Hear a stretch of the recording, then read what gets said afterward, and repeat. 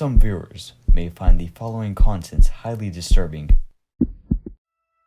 Lisa Davidson was born in 1965 in rural Arkansas into an abusive home, riddled with mental illness. Alcoholic, abusive mother facing schizophrenia, Lisa's mother drunkenly killed her father during a physical altercation. 5-year-old Lisa was out playing with her farm when she came across her father's week-old corpse. Lisa Davidson. To me, as a forensic investigator, actually a very interesting serial killer. The nature of her crimes, they look very intense. The ability to kill 9 people over the span of 2 years with just a couple months in between kills, what she would do, since she lived in this small rural town no one heard of. She would call exterminators and plumbers and whatnot from cities, large cities, far away.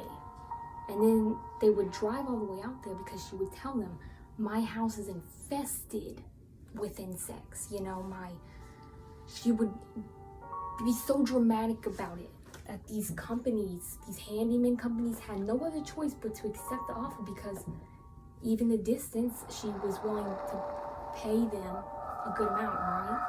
They get out there, she takes them to the house, stabs them, and leaves their bodies to decompose. She could have gone away with it a lot longer, actually.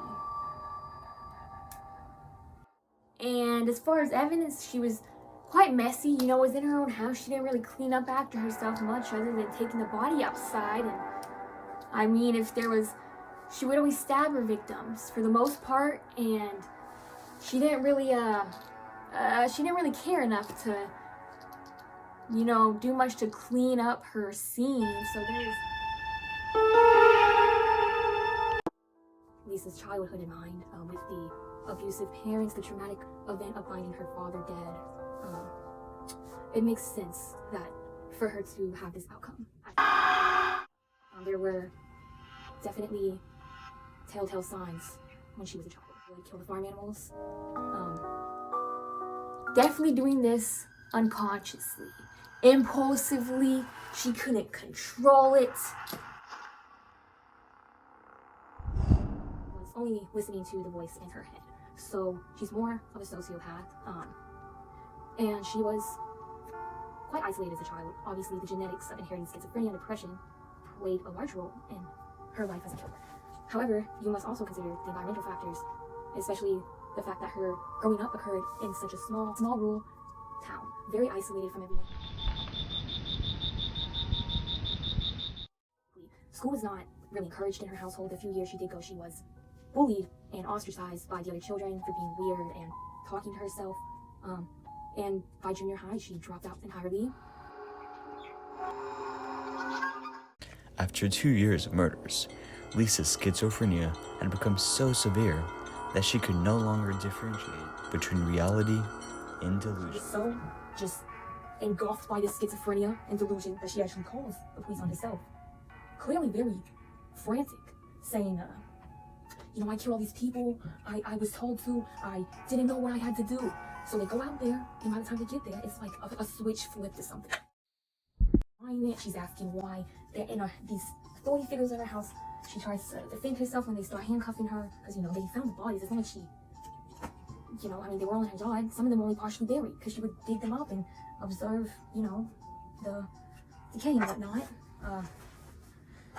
She actually was not capable of standing trial. She was, the jury was provided with evidence, video and written evidence from a first-person account of Lisa herself admitting to these crimes. And then she gets to court and she denies everything and is confused and hearing voices and whatnot. And the verdict was she was proven clinically insane. Rehabilitation is a possibility, especially in Lisa's case where her mental illnesses were the main factor of her killing spree.